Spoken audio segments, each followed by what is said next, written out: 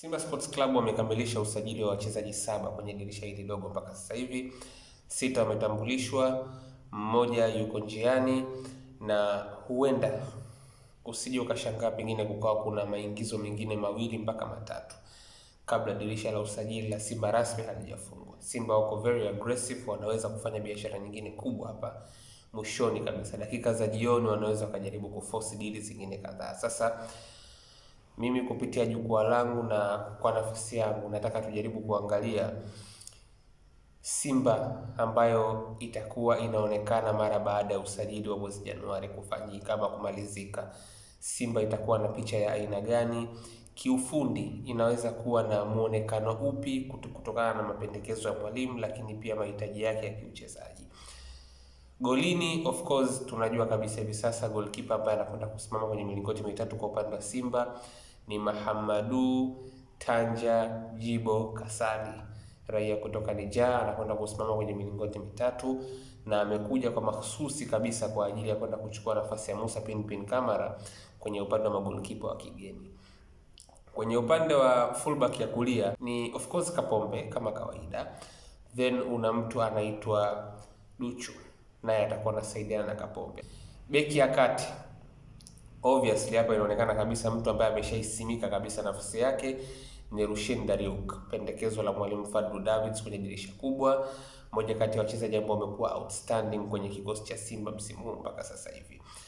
Anayekwenda kupatana naye bila shaka hapo ni Ismail Olivier Toure, pendekezo la mwalimu Steve Barker. Na kitu ambacho mimi naweza nikajaribu kukiweka bayana kwa uchache kuhusu hawa watu wawili ni kwamba pendekezo la mwalimu mara nyingi linapokuwa ni la mlinzi wa kati, kufeli ni nadra sana. Honestly, yani sisemi kwa sababu tunasema, hapana. Kwa sababu mlinzi wa kati ni mchezaji ambaye kwa kiasi kikubwa sana kila kitu kinaanzia kwake. Kwa hiyo mwalimu anapopoint kwamba anataka mlinzi wa kati aje kwenye kikosi changu kwa wakati huu ambaye nimewahi kufanya naye kazi, uwezekano wa huyu mchezaji kwenye hii position kufanikiwa ni mkubwa. Unajua mipango yote ya mwalimu inaanzia nyuma. Kwa hiyo mwalimu anaposema namtaka mlinzi fulani wakati aje hapa, maanake anajua kabisa mipango yake itaanzia kwa wapi na huyu mtu atakuwa na mchango kiasi gani kwenye kuhakikisha hii mipango inafanikiwa.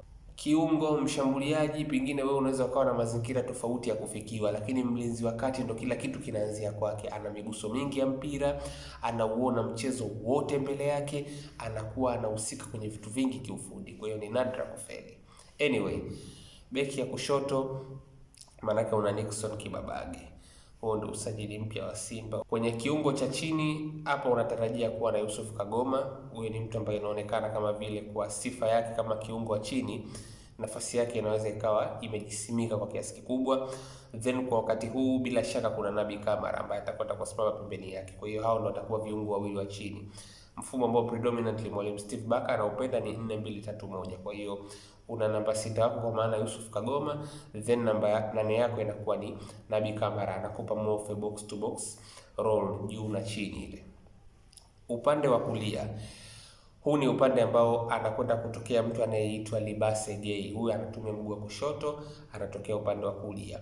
Lakini pia Libase Gay anaweza na ana sifa za kucheza kama namba 10. Na kwa wale ambao walibahatika kuitazama session yangu ambayo nilikuwa namzungumzia Libase Gay kipindi ambapo yuko katika ligi za Spain kwenye klabu ya Pontevedra ya Primera Federación, ligi daraja la 3 Hispania, niliwahi kuweka bayana namna ambavyo alikuja kuweka impact kwenye mchezo wa Copa del Rey. Alicheza kama namba 10 kwenye mchezo dhidi ya CD Tenerife, na hilo ni eneo ambalo anaweza kucheza pia. Kwa hiyo ukitoa kwamba anaweza kucheza kama winga wa kulia kwa kutumia mguu wake wa kushoto na kuingia ndani, lakini anaweza kucheza kama namba 10 vizuri tu. Kwenye eneo la namba 10 hapa kuna wachezaji wawili ambao Simba wamewasajili mpaka sasa hivi. Clatous Chota Chama, pure advanced playmaker na jicho la pasi za mwisho, anaweza kufunga itakapobidi.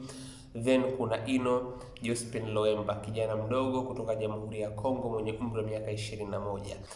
Kisha upande wa kushoto anakwenda kutokea mtu anayeitwa Anicet Oura. Huyu Anicet Oura hata kwenye nyakati ambazo amecheza best football yake toka akiwa ASEC Mimosas miaka takriban 5 nyuma, alikuwa anacheza kutokea upande wa kushoto kwenye ile ASEC ambayo ilikuwa ni ya moto sana. Anicet Oura kushoto, maana anatumia mguu wa kulia. Anicet Oura kushoto, Aubin Kwame Kramo upande wa kulia, Stefan Aziz Ki kama namba 10 na Karim Konate. kijana ambaye alipata malisho kwenda Ulaya mapema sana katika klabu ya Salzburg. Kwa hiyo hivyo ndivyo namna ambavyo Simba itaonekana, na of course pale juu unajua kabisa ni Jonathan Soa. Kwa hiyo Mahamadou Tanja Jibo Kasali golini, Shomari Kapombe, Nixon Kibabage, Ismail Olivier Ture, Rushin Dariuk goalkeeper na ukuta wake hao. Yusuf Kagoma, Nabi Kamara viungo wawili wa chini. Libase Gay, Clatous Chota Chama / Ino Loemba, Aniset Oura pembeni upande wa kushoto na Jonathan Soa kama namba 11. Lakini pia mwalimu huwa anapendelea kuutumia mfumo wa 4-3-3. Mfumo wake predominantly anaopendelea ni 4-2-3-1, lakini zipo nyakati ambazo anaweza kuutumia mfumo wa 4-3-3. Uzuri pia ni kwamba hawa wachezaji wengi hasa hawa namba 10 wa Simba wanaweza kuwa na sifa za kucheza katika ule mstari wa watu watatu katikati. Yaani uzuri ni kwamba hawa wachezaji wakitakiwa kucheza kwenye 4-2-3-1 inawezekana, wakitakiwa kucheza kwenye 4-3-3 inawezekana. Kwa hiyo unaweza kuona kwamba kwa usajili ambao Simba wameufanya, mwalimu akihitaji kubadilisha mifumo ambayo anakuwa anaitaka kwa maana ya 4-2-3-1, wachezaji wanaonekana wana fit vizuri zaidi. 4-3-3 wachezaji hao wana fit bado vizuri. Kwa hiyo hivyo ndivyo namna ambavyo Simba mpya itaonekana na itaweza kusimama kwenye mifumo tofauti tofauti. Kuhusu baadhi ya majukumu, of course unategemea mtu kama Ismail Olivier Ture awe ndo kama mkoba, yani awe kama ndo namba 5. Rushin Dariuk ni more proactive defender, anapenda zaidi kufika kwenye matukio. Kwa hiyo unaweza ukawa unaona kama vile kuna muda Rushin atatangulia, then mtu kama Ismail Olivier Ture atakuwa kama ndo mlinzi wa mwisho zaidi. Kagoma mzuiaji zaidi, Nabi Kamara more box to box, ata offer pia defensively. Mawinga hawa wanatumia miguu tofauti kwenye pande tofauti.